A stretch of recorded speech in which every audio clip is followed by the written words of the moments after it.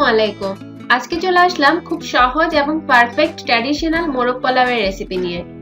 এই রেসিপিটি আমি যতটা সম্ভব সহজভাবে দেখানোর চেষ্টা করেছি, যাতে করে যারা রান্নায় একদমই নতুন তারাও খুব সহজে বাসায় বানিয়ে নিতে পারবেন। আমি আশা করছি রেসিপিটি আপনাদের অনেক ভালো লাগবে। তাহলে আর কথা না বাড়িয়ে আমরা রান্না করার পুরো প্রসেসটা শুরু করে দিচ্ছি।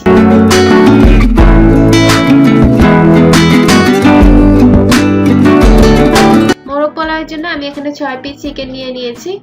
আমি এভাবে কেটে নিয়েছি, আপনারা আপনাদের পছন্দ অনুযায়ী কেটে নিতে পারেন। আর এই চিকেনগুলোকে আমি এখন ভেজে নিব। আপনারা যদি চান না ভেজেও মোরগ পোলাওটা রান্না করতে পারবেন। সামান্য একটু আদা, রসুন এবং লবণ দিয়ে চিকেনগুলোকে আমি ভেজে নিয়েছি। আর ভাজাটা আমি এই রেসিপিতে দেখাচ্ছি না, আপনারা যদি চান তাহলে আমার বিয়ে বাড়ি চিকেন রোস্টের রেসিপিটা দেখে নিতে পারেন, সেখানে আমি ভাজাটা ডিটেলসে দেখিয়েছি। এখন চিকেনটা রান্না করার জন্য চুলায় প্রথমে একটা হাঁড়িতে আমি হাফ কাপ তেল দিয়ে দিব। আর এখানে আমি চিকেন ভাজা তেলটা ইউজ করেছি, আর তাতে অ্যাড করে দিচ্ছি 1 কাপ পেঁয়াজ কুচি। আর এই পেঁয়াজগুলোকে এখন আমি নেড়ে চেড়ে ভাজতে থাকবো। পেঁয়াজটা যখন এরকম লালচে কালার চলে আসবে তখন এতে আমি অ্যাড করে দিব 1 টেবিল চামচ করে আদা এবং রসুন বাটা।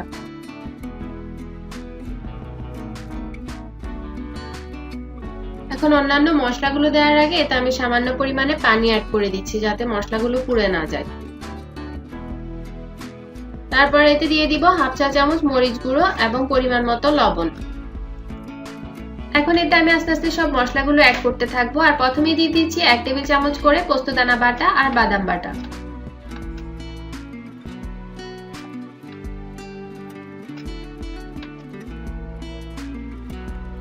এরপর আমি এতে অ্যাড করব 2 চা চামচ টমেটো সস।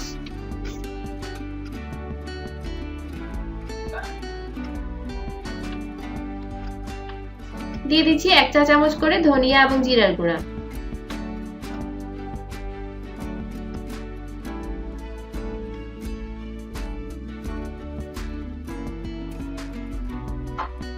এখন এতে আমি অ্যাড করব 1 চা চামচ শাহি জিরা বাটা, হাফ চা চামচের মতো জয়ত্রী বাটা, সামান্য পরিমাণে জয়ফল বাটা অর্থাৎ 4 ভাগের 1 ভাগের জয়ফল বাটা, আর দিয়ে দিব বড় এলাচ বাটা। একটা বড় এলাচকে আমি বেটে নিয়েছি। আর সব মশলাগুলো আমি এখানে বাটা ইউজ করছি, আপনারা চাইলে গুঁড়ো করেও দিতে পারবেন, কোনো সমস্যা নেই।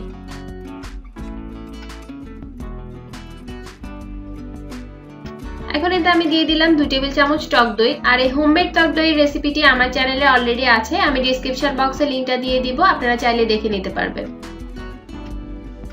এখন এতে 1 কাপের মতো পানি অ্যাড করে আমি মশলাটাকে খুব ভালোভাবে কষিয়ে নিব।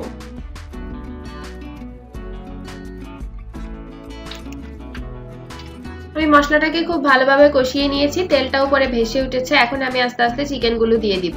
আর আমি এখানে যে পরিমাণ মশলার উপকরণ দেখিয়েছি, আপনারা এই একই মশলার মধ্যে চাইলে আরো কয়েক পিস চিকেন বাড়িয়েও দিতে পারবেন, কোনো সমস্যা নেই। এখন চিকেনটা দিয়ে আমি আরো কিছুক্ষণ একটু কষিয়ে নিব।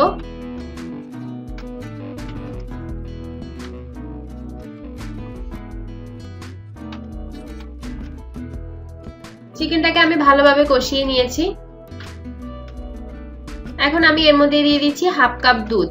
আপনারা চাইলে এখানে গরুর দুধটা ইউজ করতে পারেন, আমি পাউডার দুধটা গুলে দিয়েছি। আমি হাফ কাপ পানিতে 2 টেবিল চামচ গুঁড়ো দুধ দিয়ে এটাকে গুলিয়ে নিয়েছি।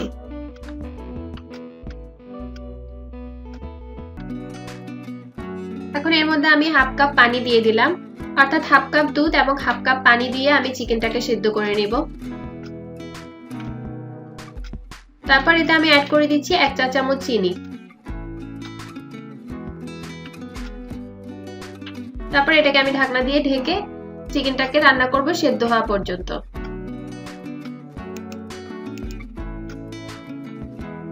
চিকেনটা প্রায় সেদ্ধ হয়ে এসেছে, ঝোলটাও অনেকটা ঘন হয়ে গিয়েছে।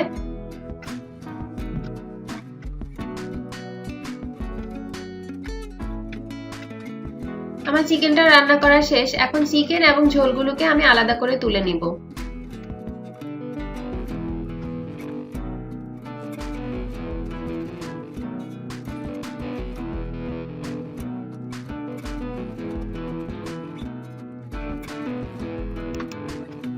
এখন পোলাওটা রান্না করার জন্য চুলায় প্রথমে একটা হাঁড়িতে আমি 1/4 কাপ পরিমাণ তেল দিয়ে দিলাম।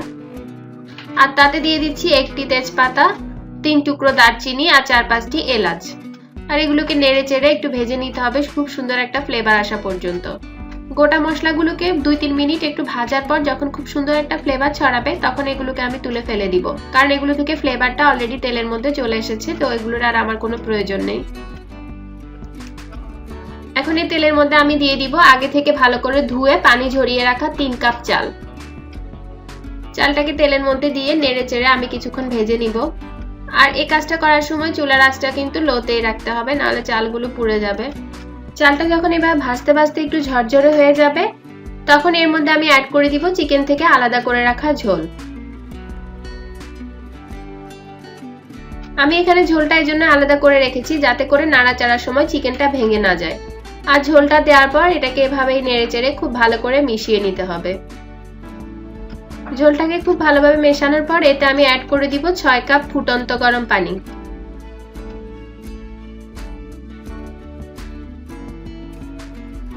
এরপর এতে আমি অ্যাড করে দিব পরিমাণ মতো লবণ। আর ঝোলে লবণটা চেক করে দেখলে যদি লবণটা একটু বেশি মনে হয় তাহলে বুঝতে হবে পোলাওটা হয়ে যাওয়ার পরে লবণটা একদম পারফেক্ট হবে। তারপর এতে আমি দিয়ে দিচ্ছি 4-5টি আলু বখরা